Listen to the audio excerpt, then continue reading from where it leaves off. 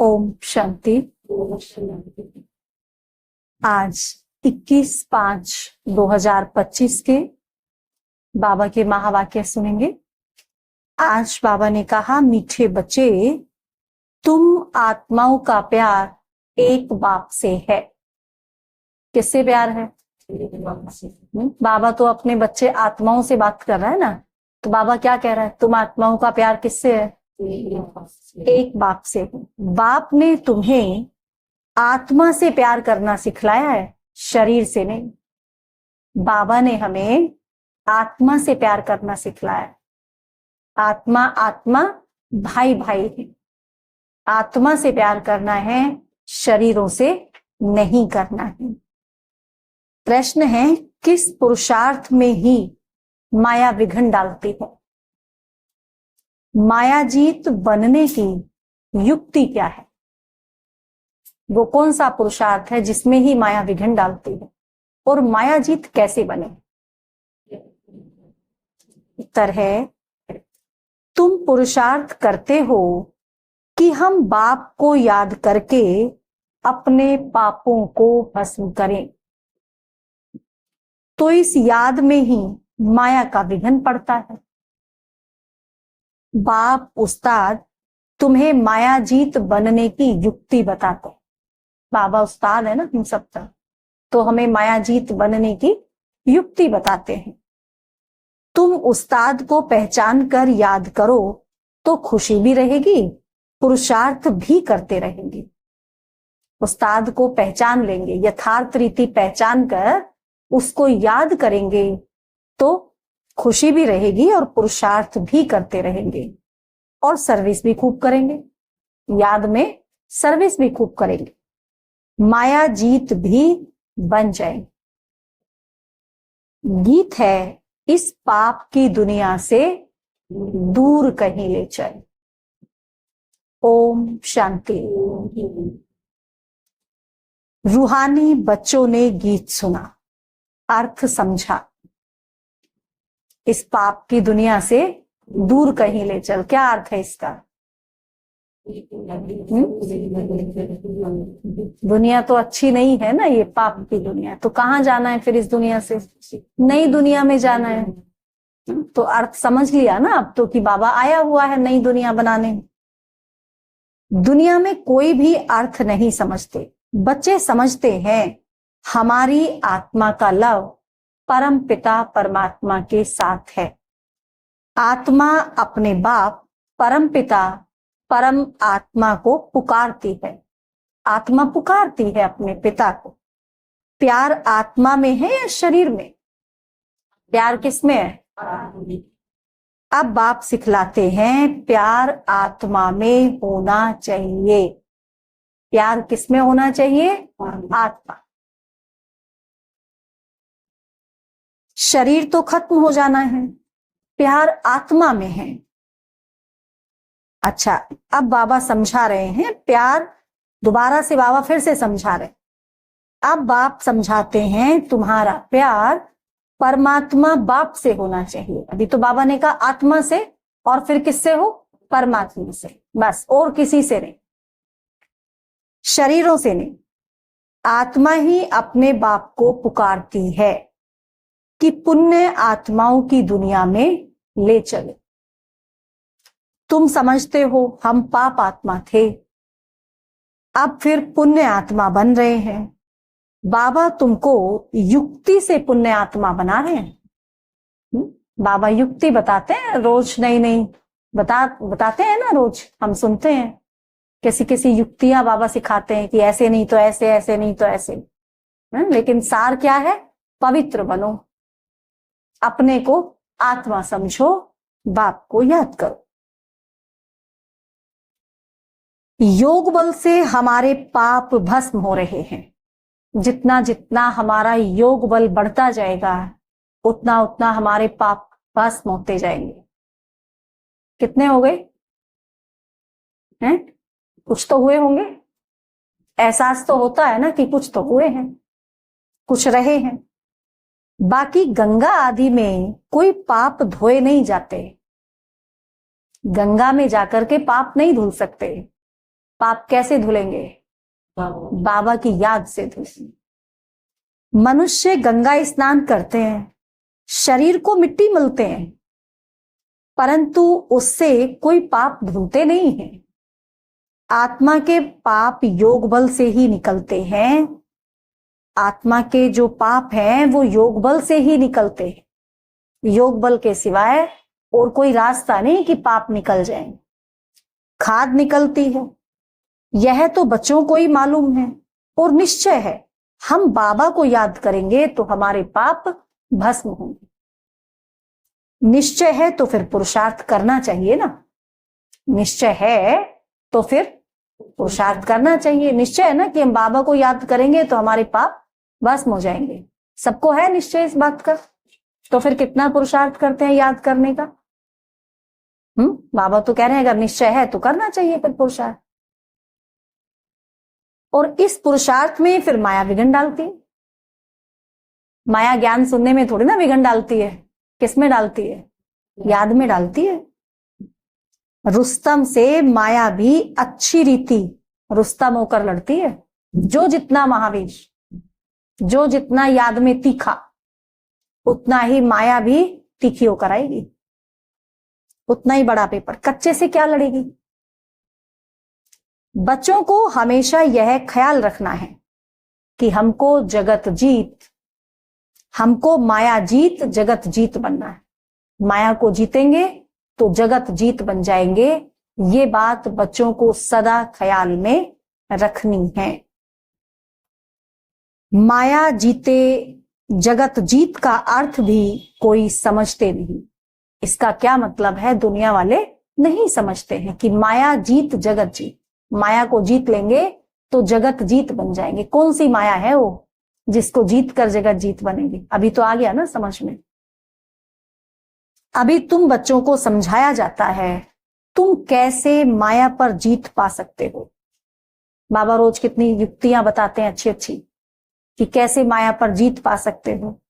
माया भी समर्थ है ना, माया भी समर्थ है, माया भी ताकतवर है। आधे समय से उसका भी तो राज्य चल रहा है, आधा कल्प हो गया उसको राज्य करते।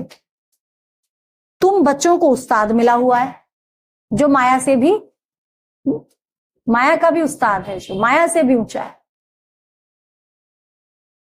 लेकिन उस्ताद को यूज भी तो करे ना। उस्ताद तो मिला है और उसको साथ रखेंगे तो माया हमारा कुछ बिगाड़ ही नहीं सकती, लेकिन साथ तो रखना पड़ेगा उस्ताद को। तो उस उस्ताद को भी नंबरवार कोई विरला जानता है। जो उस्ताद हमें मिला है उसको भी कोई विरला जानता है। जो जानता है उनको खुशी रहती है कि हमारे साथ कौन है। पुरुषार्थ भी करते हैं, सर्विस भी खूब करते हैं। अमरनाथ पर बहुत लोग जाते हैं। कितने जाते हैं अमरनाथ की यात्रा? अब सभी मनुष्य कहते हैं विश्व में शांति कैसे हो। क्या कहते हैं सभी मनुष्य? सारी दुनिया सोच रही है ना कैसे विश्व में शांति हो। अच्छा, खुद ही तो ऐसे सरकमस्टांस बनाए कि अशांति फैल गई। अब खुद ही क्या सोच रहे हैं कैसे शांति हो। अभी तुम सबको सिद्ध कर बतलाते हो कि सतयुग में कैसे सुख शांति थी। सबको सिद्ध कर बताते हैं ना, सबको ज्ञान सुनाते हैं कि सतयुग कैसा था और कैसे वहां सुख शांति आई। सारे विश्व पर शांति थी उस समय। इन लक्ष्मी नारायण का राज्य था और कोई धर्म था नहीं सिवाय आदि सनातन देवी देवता धर्म के। आज से 5000 वर्ष हुए जबकि सतयुग था। कितना समय हो गया? 5000 वर्ष हो गए। और फिर सृष्टि को चक्र तो जरूर लगाना है। ऐसे थोड़ी कि एक समय पर टिककर खड़ी हो जाएगी। हो सकता है, ऐसे पॉसिबल है। एक एक सेकंड चक्र चलता रहता है ना। उनको दिन के कैसे 24 घंटे पूरे होते हैं, टिक टिक टिक होता रहता है, सेकंड बाय सेकंड बीतता रहता है, दिन पूरा हो जाता है। तो ऐसे ही टिक टिक होते सेकंड बाय सेकंड पूरा होते होते 5000 वर्ष पूरे हो जाते हैं।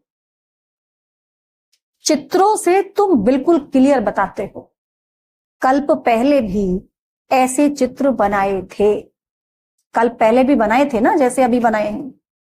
दिन प्रतिदिन इंप्रूवमेंट होती जाती है। अभी तो कितने और रिफाइन होकर के चित्र आ गए हैं। कहां बच्चे चित्रों में तिथि तारीख लिखना भूल जाते हैं। लक्ष्मी नारायण के चित्र में तिथि तारीख जरूर होनी चाहिए कि कब से ये राज्य शुरू होगा और कब तक चलेगा। तुम बच्चों की बुद्धि में बैठा हुआ है ना कि हम स्वर्गवासी थे, है बुद्धि में क्लियर बैठा है। कौन थे हम? स्वर्गवासी थे। अभी यहां क्यों बैठे हैं? फिर से स्वर्गवासी बनने के लिए तो बैठे हैं। अब फिर बनना है। जितना जो पुरुषार्थ करते हैं उतना ऊंच पद पाते हैं। अभी बाप द्वारा तुम ज्ञान की अथॉरिटी बने हो। बाबा ने हमको क्या बना दिया? ज्ञान की अथॉरिटी बना दिया है। भक्ति अब खलास हो जानी है। सतयुग त्रेता में भक्ति थोड़ी होगी। सतयुग त्रेता में आप भक्ति करेंगे? करेंगे हम लोग वहां भक्ति जाकर के? अब करते हैं? अब करते हैं? अभी पूरी नहीं हुई भक्ति। भक्ति पूरी नहीं हुई इसका मतलब क्या है? क्या ज्ञान अभी समझा नहीं है पूरी रीति? इसका मतलब तो यही हुआ कि ज्ञान अभी पूरी रीति समझा नहीं है। बाबा पर निश्चय नहीं है, जो और किसी से भी मांगना पड़ रहा है। बाबा पर निश्चय नहीं है। तो अगर पहले से कुछ गलतियां कर रहे थे तो वो करते ही रहेंगे सदा। पहले से तो प्याज लहसुन भी खा रहे थे, वो भी खाते रहो। मंदिर है ना, तो वो भी तो खा रहे थे। नहीं, दीपक जलाना एक अलग चीज है। दीपक जलाने में तो कोई बुराई नहीं है। वो तो आत्मिक स्मृति का दीपक जला दो, चलो ठीक है, आत्मिक स्मृति का दीपक जला रहे हैं। बुद्धि में क्या है कि मैं आत्मा ऐसी हूं, तो वो क्या आया? स्मृति आई, मैं आत्मा हूं। वो तो कोई बात नहीं। तो अब भक्ति खलास हो जानी है। तो बाबा कहते सतयुग त्रेता में भक्ति थोड़ी ना होगी। बाद में आधा कल्प भक्ति चलती है। द्वापर से शुरू हो जाती है और आधा कल्प चलती है भक्ति।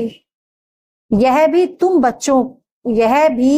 बच्चों को समझ में आता है। अब तो ये भी समझ में आ गया ना सभी बच्चों को। आधा कल्प के बाद रावण राज्य शुरू होता है।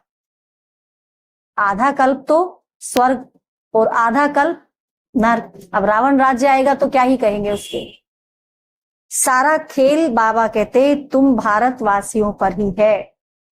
सारा खेल भारतवासियों पर। भारत के ही उत्थान पतन की कहानी है 84 जन्मों की। सबके थोड़ी ना 84 जन्म होते हैं। 84 का चक्र भारत पर ही है। भारत ही अविनाशी खंड है। पूरी दुनिया में एक भारत ही ऐसा खंड है जो अविनाशी है, जिसका कभी विनाश नहीं होता है। यह भी आगे थोड़ी पता था, जानते थे? लक्ष्मी नारायण को गॉड गॉडेस कहते हैं ना। लक्ष्मी नारायण को क्या कहते थे? God goddess. हम भी तो कहते थे। कितना ऊंच पद है देखो। क्या गॉड गॉडेस मतलब भगवान के बाद नेक्स्ट टू गॉड वो आत्माएं। तो कितना ऊंच पद है। और पढ़ाई कितनी सहज है। पढ़ाई तो कितनी सहज और पद कितना ऊंचा। यह 84 का चक्र पूरा कर फिर हम वापस जाते हैं। 84 का चक्र कहने से बुद्धि ऊपर चली जाती है। अभी तुमको मूल वतन, सूक्ष्म वतन, स्थूल वतन सब याद है। आगे थोड़ी जानते थे सूक्ष्म वतन क्या होता है। बाबा ने आते से ही थोड़ी ना बता दिया था। और पहले तो बिल्कुल ही नहीं जानते थे। और बाबा भी आया तो बाबा ने आते से ही सारे राज नहीं खोले थे। तो पहले कैसे जानते होंगे? जब तो अब जाने ना, जब बाबा ने सारे राज खोले तब पता चला कि सूक्ष्म वतन भी होता है। अभी तुम समझते हो वहां कैसे मूवी में बातचीत करते हैं। अभी तो करते हैं ना जाकर के बातचीत। अभी शिव बाबा से बात करनी हो तो कहां जाएंगे? सूक्ष्म वतन में जाएंगे ना। सूक्ष्म वतन में ब्रह्मा बाबा के तन में शिव बाबा को देखकर तब उनसे बात करेंगे। मूवी बाइस्कोप भी निकला था शुरू शुरू में। बाइस्कोप था तो कैसे था? आवाज थोड़ी ना होती थी उसमें, खाली मूवी होती थी। तुमको समझाने में सहज होता है। Silence, movie, talking.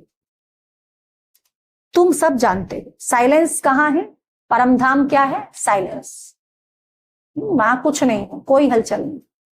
फिर मूवी, सूक्ष्म वतन, वहां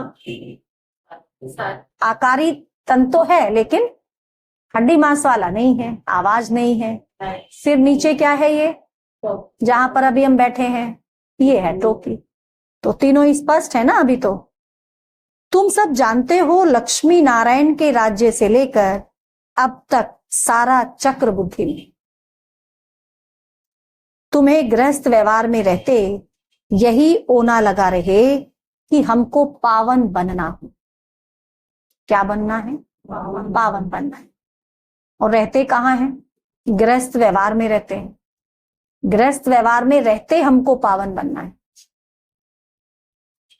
बाप समझाते हैं गृहस्थ व्यवहार में रहते भी इस पुरानी दुनिया से ममत्व मिटा दो। कितना मिट गया, कितना रहा हुआ है, ये तो खुद ही जान सकते हैं ना अपना अपना। बच्चों आदि को भल संभालो, ऐसे नहीं कि जो रचना रची है उसको छोड़ दो। जो रचना रची है उसकी पालना करनी और अच्छे से पालना करनी, छोड़कर नहीं भागना है, लेकिन मोह में भी नहीं फंसना है। तो बच्चों आदि को भल संभालो, परंतु बुद्धि बाप की तरफ हो। बुद्धि कहाँ लगी रहे, बुद्धि बाबा से जुड़ी रहे। कहते हैं ना, हाथों से काम करते बुद्धि बाप तरफ रहे।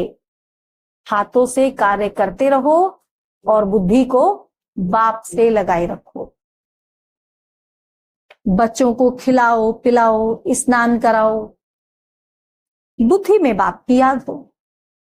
क्योंकि जानते हो आत्मा पर पापों का बोझ बहुत है, इसीलिए बुद्धि बाप की तरफ लगी रहे। उस माशूक को बहुत बहुत याद करना है। माशूक बाप तुम सब आत्माओं को कहते हैं मुझे याद करो। यह पाठ भी अब चल रहा है, फिर 5000 वर्ष बाद चलेगा। बाप कितनी सहज युक्ति बताते हैं, कितनी सहज युक्ति है।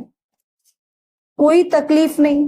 बाबा कोई ऐसे तकलीफ देते हैं कि जो कर नहीं सकते, इतना हार्ड बाबा ने कोई काम दे दिया हो कि हम तो कर नहीं पाएंगे, ऐसा कोई कार्य दिया बाबा ने। कोई कहे हम तो ये कर नहीं सकते, हमको बहुत तकलीफ भासती है, तो बाबा कहते याद की यात्रा। हाँ, कोई कोई कहते हैं ना ऐसे कि हम तो कर नहीं सकते, बहुत मुश्किल होता है, याद की यात्रा बहुत मुश्किल है, बुद्धि टिकती नहीं है। बाबा कहते अरे तुम बाबा को याद नहीं कर सकते हो। कैसा लगता होगा बाबा को जब हम ये कहते होंगे, या कोई भी ऐसे कहता होगा। बाप को थोड़ी भूलना चाहिए, कोई अपने बाप को भूलता है क्या। बाप को तो अच्छी रीति याद करना है, तब तो विकर्म विनाश होंगे और तुम एवर हेल्दी बनेंगे। विकर्म भी विनाश होंगे और एवर हेल्दी भी बन जाएंगे। नहीं तो नहीं बनेंगे, याद नहीं करेंगे तो नहीं बनेंगे, सीधी सी बात। तुमको राय बहुत अच्छी एक टिक मिलती है। एक टिक दवाई होती है ना, ऐसी बाबा की जो राय है वो एक टिक है। हम गारंटी करते हैं। कौन गारंटी कर रहा है, सोचो, भगवान गारंटी कर रहा है। इस योग बल से तुम 21 जन्मों के लिए कभी रोगी नहीं बनेंगे। भगवान गारंटी कर रहा है कि बच्चे इस योग बल से तुम 21 जन्मों के लिए कभी रोगी नहीं बनेंगे। सिर्फ बाप को याद करो। कितनी सहज युक्ति है। भक्ति मार्ग में याद करते थे, अनजाने से याद भी करते थे और बहुत कठिन कठिन योग करते थे, हठ योग करते थे, लेट लेट कर जाते थे। कैसे कितनी मेहनत करते थे भक्ति में, सोचो, लेट लेट कर यात्राएं करना। आज है कोई ऐसी मेहनत, बाबा ने दी है कोई ऐसी मेहनत? कितना कई दिन तक भूखे रह करके भगवान को याद करना। तो भक्ति में तो कैसे कैसे किया। तो भक्ति मार्ग में याद करते थे अनजाने से, जानते नहीं थे उस समय। अब बाप बैठ समझाते हैं। भक्ति में तो इतना कठिन कार्य भी कर लेते थे, लेकिन अब जब बाबा मिल गया और बाबा ने इतना सहज रास्ता बता दिया तो अब वो भी मुश्किल पड़ता है। अब बाप बैठ समझाते हैं, तुम समझते हो हम कल्प पहले भी बाबा के पास आए थे। कौन कौन समझते हैं कल्प पहले भी आए थे? सभी आए थे, पक्का निश्चय है, तभी तो अभी बैठे हैं ना। कल्प पहले नहीं आए होते तो क्या बातें। कल पहले बाबा आपके पास आए थे, पुरुषार्थ करते थे, पक्का निश्चय हो गया है। हम ही राज्य करते थे, फिर हमने गंवाया, और अब फिर बाबा आया हुआ है, उनसे हमें राज्य भाग्य लेना है। कितना स्पष्ट है, कोई मुश्किल है इस बात को समझने में? बाप कहते हैं मुझे याद करो और राजाई को याद करो। मन मना भव, मन को कहां लगाओ? बाबा से लगाओ। अंत मति सो गति हो जाएगी। अब मन को बाबा से लगाए रखेंगे तो आदत पड़ जाएगी ना, मन बाबा में लगा रहेगा लास्ट के समय में भी, तो फिर जैसी अंत में मत होगी वैसी ही गति होगी। अभी नाटक पूरा होता है, अब वापस जाएंगे। बाबा आए हैं सबको ले जाने के लिए, जैसे वर वधू को लेने के लिए आते हैं। ब्राइड्स को बहुत खुशी होती है, हम अपने ससुराल जाते हैं। तुम सब सीताएं हो एक राम की। तुम सब कौन हो? सीताएं हो। किसकी? एक राम की। और राम लेने आए हैं तो सीताओं को कितना खुश होना चाहिए, हैं? राम ही तुमको रावण की जेल से छुड़ा कर ले जाते। लिबरेटर एक ही है, रावण राज्य से लिबरेट करते हैं। कहते भी हैं यह रावण राज्य है, परंतु यथार्थ रीति समझते नहीं। अभी बच्चों को समझाया जाता है, औरों को समझाने के लिए बहुत अच्छी अच्छी पॉइंट्स दी जाती है। बाबा ने समझाया, यह लिख दो कि विश्व में शांति कल्प पहले मुआफिक बाप स्थापन कर रहे हैं। लिख दो ये कि विश्व में शांति बाप कल्प पहले मुआफिक स्थापन कर रहे हैं। ब्रह्मा द्वारा स्थापना हो रही है, विष्णु का राज्य था तो विश्व में शांति थी ना। विष्णु सो लक्ष्मी नारायण थे। विष्णु माना कौन? लक्ष्मी नारायण। यह भी कोई समझते थोड़ी है, विष्णु माना ही लक्ष्मी नारायण है, यह भी कोई समझता थोड़ी है। राधे कृष्ण ही लक्ष्मी नारायण है, यह भी नहीं समझते हैं।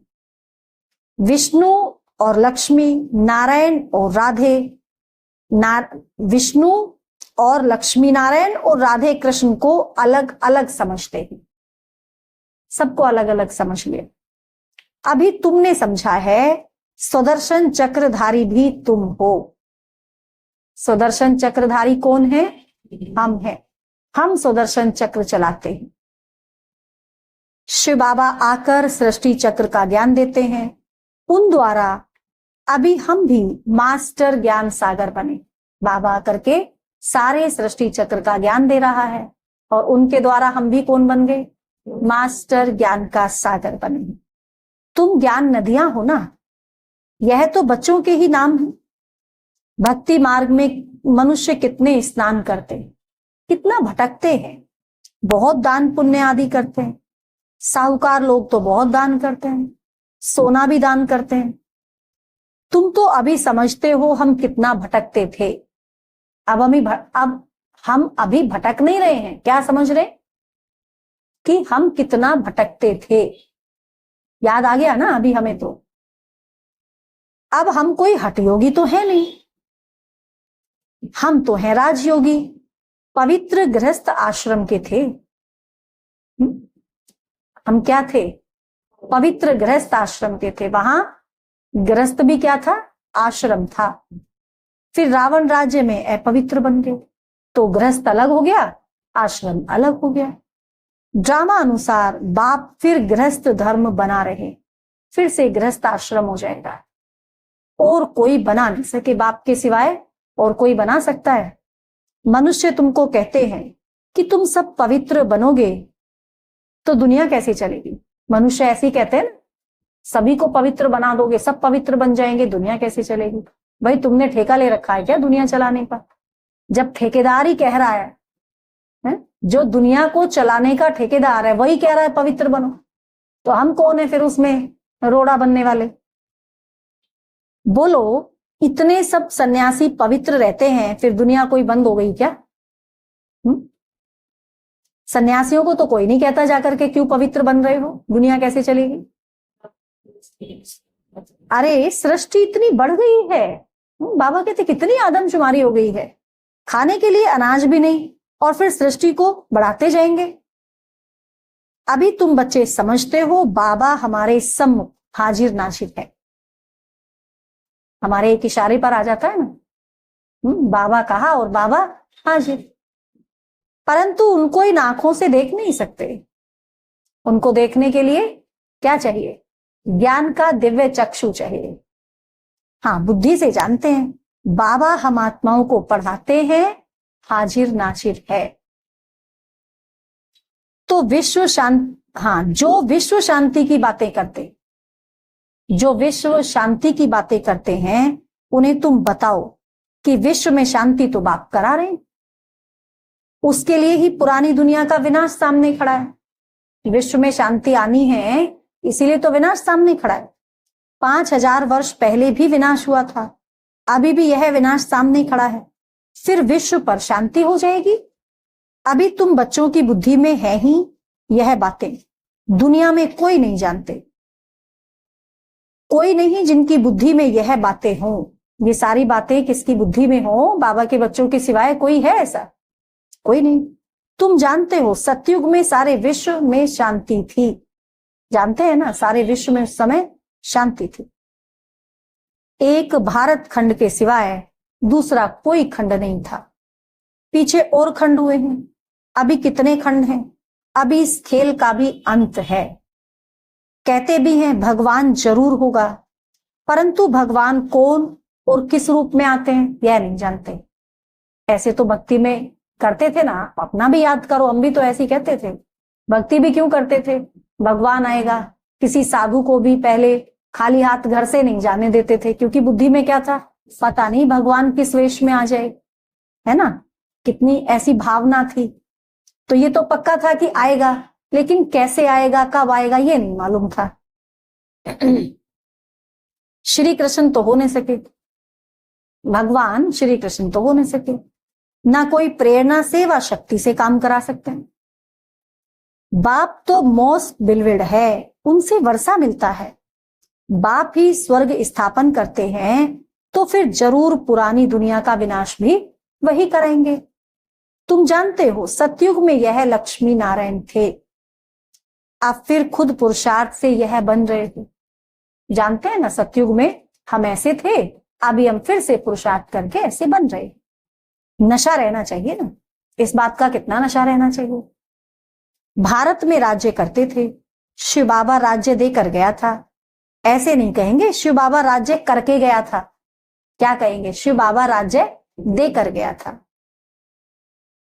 भारत को राज्य देकर गया था। लक्ष्मी नारायण राज्य करते थे ना, राज्य किसने किया? लक्ष्मी नारायण ने। फिर बाबा राज्य देने आए हैं, राज्य देकर गए थे, फिर रावण ने छीन लिया, अब फिर से बाबा राज्य देने आए हैं। कहते हैं मीठे मीठे बच्चे, अब तुम मुझे याद करो और चक्र को याद करो। क्या कहा बाबा ने? मीठे मीठे बच्चे, अब मुझे याद करो और चक्र को भी याद करो। तुमने ही 84 जन्म लिए हैं, कम पुरुषार्थ करते हैं तो समझो इसने कम भक्ति की। कम पुरुषार्थ कर रहे हैं तो इसका मतलब भक्ति भी कम की है। जास्ती भक्ति करने वाले पुरुषार्थ भी जास्ती करेंगे। कितना क्लियर कर समझाते हैं, परंतु जब बुद्धि में बैठे, बाबा तो कितना क्लियर करके समझा रहे हैं, लेकिन जब बुद्धि में बैठे बात तो तब है ना।